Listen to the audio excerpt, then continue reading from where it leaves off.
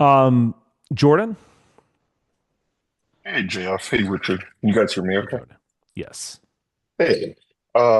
JF, I thought you had a really good tweet today about the you were debunking somebody kind of trying to debunk the whole 80-20 men, women, 20% of women go or 80% of women go for 20% of men.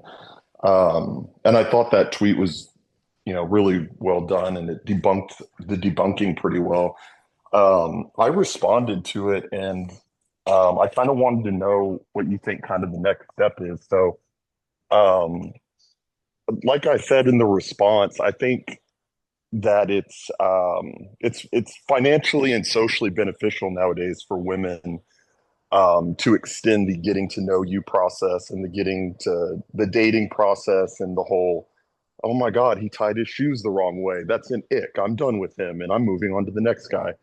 Like I Hmm. said, it's kind of a way for them to flex their sexual market value and say, I have a ton of suitors, but it's also a financial benefit because that's elongating their career. So there's a financial benefit for even corporations to have the woman extending that time period where she's not having children during her fertile years. And I was kind of wondering, like, what do you think?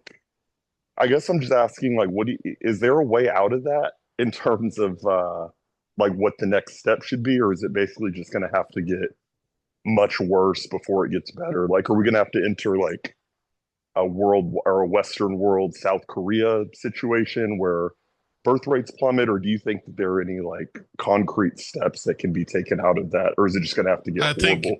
there's much to be white pilled about. Now, first, I love that this podcast has turned into a red pill masculinity discussion. It's rare that we do this when I come to talk with Richard, but it's good to talk about this. I think there's much reasons to be white pilled because I think that what you describe, the whole dating moment is too comfortable for women, too interesting economically. What creates this? Well, OnlyFans culture, sugar daddy culture, simp culture, basically, because a man spends, I mean, dating a woman, a new woman that you're really trying to charm is something like maybe 40K, 50K a year in terms of expense, in terms of having to be there, in terms of time, in terms of restaurants, in terms of creating enough adventure sense that she's satisfied. It's pretty much there. So economically, we just spend too much on that dating moment. Now, the reason I'm white pilled about this and it's self correcting is as follows. First, simp and OnlyFans cultures is limited. It's going to be eventually competed with AI. So you're going to have like if your e-thought is so easily imitable that an AI can do it, if all you really demand from her are JPEGs once a month, AI can do that, and AI can do in fact much better. AI could have personal discussions with you and truly make you believe that it's your girlfriend. So Mhm. if it's going to be compatible with AI, you already have chopping under the grass under the feet of the hoes and the tots. Then you have another phenomenon, which is that this behavior on the female side, while economically pleasant for them, I believe it's evolutionarily misguided because they are wasting their fertile years to not producing babies at all. And in fact, they are stuck in a dating situation when they reach 29, 30, where they are much less interesting and they are much less valuable evolutionarily.